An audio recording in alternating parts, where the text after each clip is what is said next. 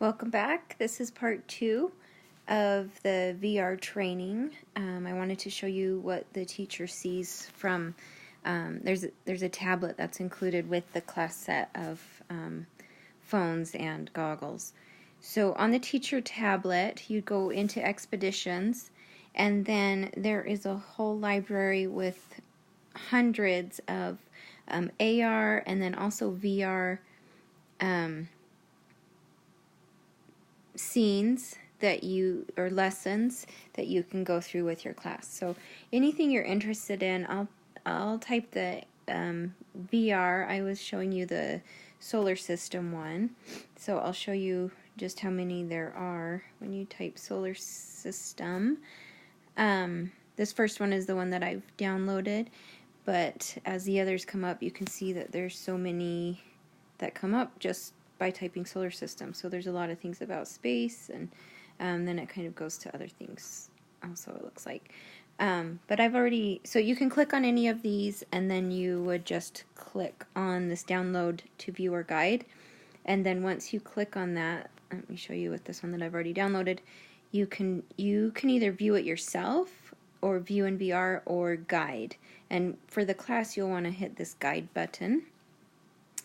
And then it tells you the code, and you can write that on the board if you want.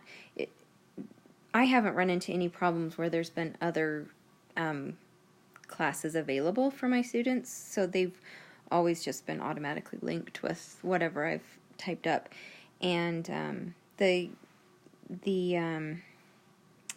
kids see that and they just hit join. So this, as a teacher, then you can look around, and you can look around and see. Oh, you don't actually look. You scroll with your finger to look at the different things that your students will be looking at. And then let me show you. I'll join one student so that you can see what it looks like once the students are in. Okay, so I have a student in there. My number up in the corner with the little next to the little people icon went up to 1, so that you can see how many of your students are in. If there's a lot that are dropping out, it's a good idea to check and see what it is they're doing, or if they're having problems or whatever. And then as I scroll through, I should be able to see what my student is viewing. I don't see them right now. I thought this one's looking at that. But anyway, so the students can kind of look around and see the scene, and then as a teacher you have this part that you could read to them. It's pretty interesting. My class last year really liked it. I would just read that first paragraph, and then if you want to have them stop looking and like answer questions or have a little discussion time, you hit this pause button, and the students then see the words paused, and they can't see the scene anymore. And I've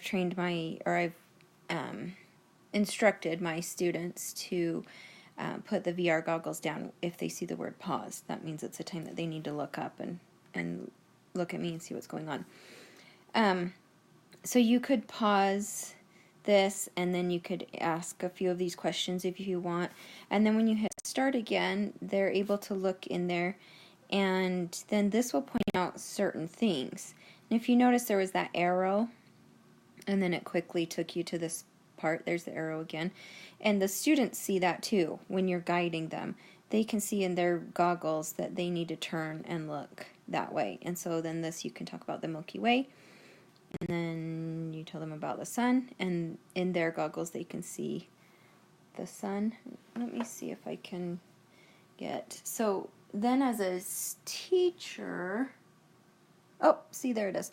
So there's that smiley face, and that shows you where the students are looking. So this has one student looking there at the sun. And then however many students you have one smiley face per student. So you'll see a whole cluster of kids all looking around whatever you're pointing to. And then you can go through these different things and point out the different planets. And then let's see if I can get that student one back. But then you can see where the students are looking on that. And then as you go to the other scenes, you just click on it and hit start, and then the students are automatically taken to that. The one on my student says, hold on, I have to join in again. Once in a while it will kick them out, but they can just join back in, and then they're in. So they can look around, you can ask the question, you can pause it. Oh, see, there's the smiley face over that student is looking. You can tell them about any of these things. It's really fun to play around with. And then this has different scenes here. So there's that scene and that scene. And this one, I thought this one was kind of cool. In perspective, I liked this one.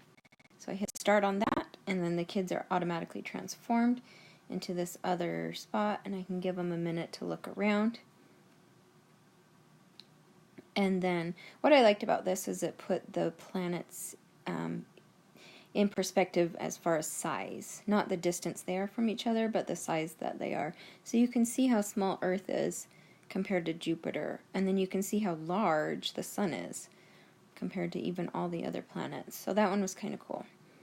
But anyway, that's really the gist of it. It's super easy as a teacher to navigate. It really doesn't take any prep time. Just finding the right lesson, finding the right VR scene, I guess. I don't know what you want to call it. And then getting out the material and having your students be careful with them, because it was an expensive thing. But it's super easy to guide them through it, and it's really fun for them. They've enjoyed looking at the different things that we've done. I forgot to talk about in my previous video, though, so I mentioned about being careful with the hinges on the goggles. And then also, just as a precaution, they shouldn't walk around with the goggles open. Try and have them at least at their desk or in their spot, whatever that is, sitting or standing just in one spot, because I think if they were walking and they happened to trip and fall on it, that would probably break the goggles. So they just need to be careful with that. And then also, as a safety precaution for them, once they're looking at the goggles, they shouldn't be walking or moving any distance. They can turn and pivot in their spot, but they shouldn't be walking around or moving a certain spot. And then also on the goggles, there's a little silver button on the top of it, and that is for if the kids are ever in a if they're in a lesson by themselves, so they're just doing their own guided thing, because they can look and do all of these things on their own too. And there's even a spot that it will narrate, so that same teacher script that it has for you, they can listen to just as a narration. So that's pretty cool. But if they're in one of these discovering on their own, they sometimes they have to select something, and it'll be pretty obvious. It'll be like a cursor on something that's lit up, and that's the button that you touch. So rather than like touching the screen, the button actually has this little thing that comes out and touches the screen, so it knows to move on at that point. So it's pretty easy. The kids figure it out super easy, and they like it. So anyway, that's the end of the tutorial, and if you have any questions, you can come and see me about it.